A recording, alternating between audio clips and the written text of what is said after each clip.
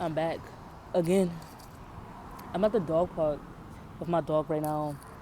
It's a really beautiful view in front of me, but it's a bridge in front of me as well, so I don't really want the headlights to mess up my video, but that's neither here nor there. So I'm trying to gather the events of my routine because I know the times that I want to do things. I know when I'm available, when I'm not available, but it's like, how do I want to fill my time?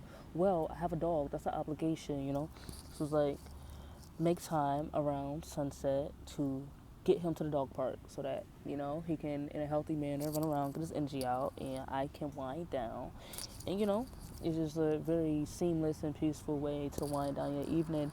And it's a beautiful spot that we come to. Well, intentions are important. Even the routine, the way you dress, what you eat, all of these things are very important. You know, it's 8:36 right now. It's Sunday, July 19th, and so I made it a point today to dress accordingly. And I say that because you can dress presentably. You can dress in a manner that's presentable, but like, who are you presenting it to? What are you presenting? Why are you presenting it? As you can see, I'm wearing a white t-shirt, white t-shirt. Most people in my culture, they call that dope boy tee. But this giving CEO tee. You feel me? Like, I got on blue jeans with some leather boots right now. You feel me? Like, real calm. Like, plain. And it give basic. It's easy. And I did that because more so because I wanted to attract a certain type of energy, a certain type of conversation, a certain type of attention. Like, I'm on a riverfront right now, walking my dog. And so here's just to illustrate what I mean by that. When I was 14, everybody else in my age group, it felt like everyone else. You see how dramatic I was with that? Most people were getting jobs, and so this may sound crazy, but when I noticed that people of my ethnicity were getting jobs too, I did become a bit jealous because I'm like, how, why, And that became a matter of connections, who our parents knew, other ethnicities, like my white friends, their families own businesses or things that they were able to be a part of. My Latina friends, their families own businesses and land that they could tend to over the summer. And then, in my culture, you get in where you fit in. Well, it just so happened there was a potato grader that hired people of my age group, and I never got into it. Like, they never hired me. And it was more so because, I didn't have the reliable transportation or whatever. And, long story short, I'm out here and I'm walking my dog. And, like, as you can see, I've been ambitious. I've been ambitious for a very long time. So I'm walking my dog, and there was other dogs out here. And so before I came into the park, I asked them, are your dogs comfortable with, my male dog coming in, he's 6 years old, da da da. They was like, yeah, let's see how it goes. So I let him in, and it was 3 older white people, 2 women and 1 guy. And the 2 women had a dog. The guy was just keeping them company. And they couldn't help but speak to me. Like, they could not help but speak to me. Like, damn near following me around almost. Like, just could not help to talk to me. And so, I'm nice. I wasn't annoyed by it at all. Like, I'm like, let's chat about it. One of the ladies literally had on an American flag dress. So, like, let's see what she got to say. So we chatting and things, and they love my dog to pieces. And she's telling me things. One lady was from Appalachia. And so the lady that greeted me at first, she kind of went back to what she was doing. And eventually we began to speak. And she's like, where you from? And I told her. She was like, my husband was from Horsey. I was like, you mean like the Horsey that connects my hometown to where my parents raised me? Like Tempersville and Saxon? She was like, no way you're from Tempersville and Saxon. I was like, you mean like by the tomato grater? She was like, yo, my auntie owned the tomato grater. I said,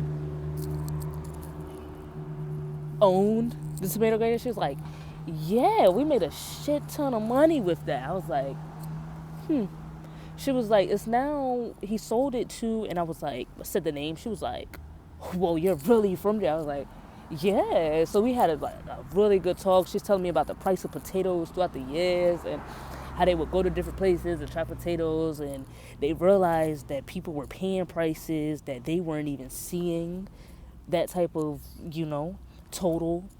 And I'm like, yo, so we're chatting, and long story short, she was in the military. She was in the army for 26 years. And so we talked about that for a bit. We had some good conversations. And we're from different walks of life. You feel me? Like, she literally owned somewhere that I was trying very hard to get into. And as she was walking away, I was like, small world, very small world. She was like, indeed it is. She said, I look forward to seeing you tomorrow. Like, you look forward to seeing me tomorrow? Like, not that I'm holding her at any type of higher pedestal because of what I've learned about her, but because the fact that you're looking forward to seeing me means that my intentions were effective. I was approachable, I was presentable, and I was intentional. You feel me?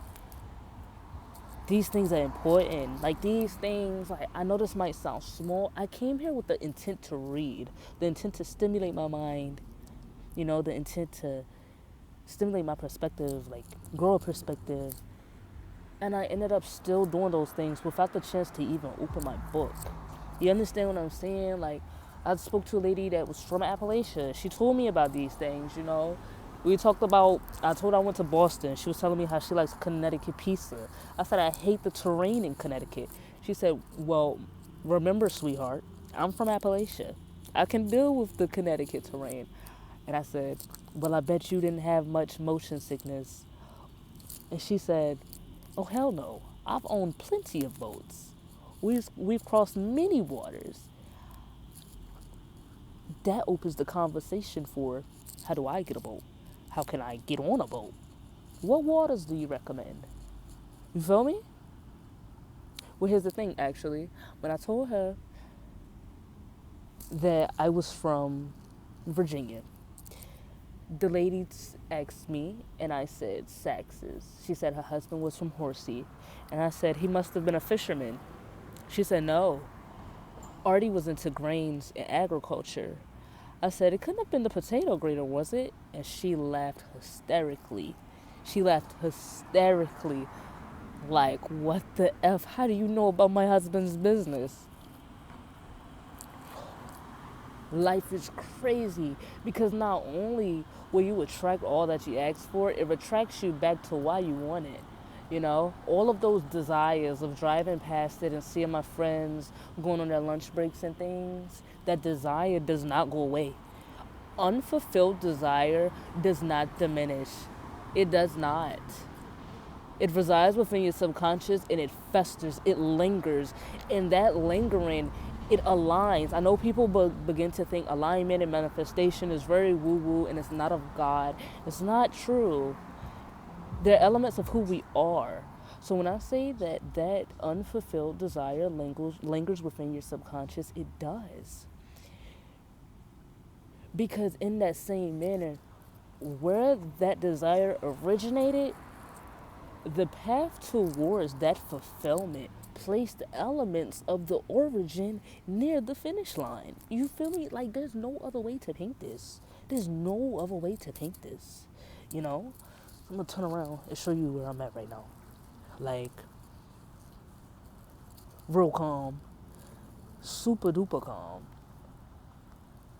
Like, you can't make this stuff up at all. At least I can't. That's crazy. I came out here white tee, blue jeans with a belt on. I think the belt did it. The belt and the watch did it. Cause we chatting, I'm like checking my watch and we're speaking. I told them I was 24. They said, you're such a baby. Like, life is crazy. It worked. Keep at it. I'm on a run right now. And everybody talk about 90-day money runs. I'm on a different type of run though. I'm on a see what happens run. I'm on a stick to the script, run the play. Yeah. This is called run the play. This is running the play. Me speaking to you right now is running the play. Because imagine if I didn't speak to you about this, I could forget it. I won't remember. I need to remember this. Run the play. I'm Aaliyah IJ. I am new to releasing it. I'm not new to recording, but I am new to releasing these things. So we just gonna see how it goes. Just the quality is not the best. Okay? Is the quality of your life the best? No, I'm kidding. I'm kidding. Just I apologize for that. I apologize for that. But no, seriously, as humble as possible. I'm not arrogant. Very much humble. Very much humble. This is how I prefer to spend my afternoons, speaking to you. But as I always say, I got a lot to get off my chest, and I need ears that can digest. You feel me? Until next time. See you soon.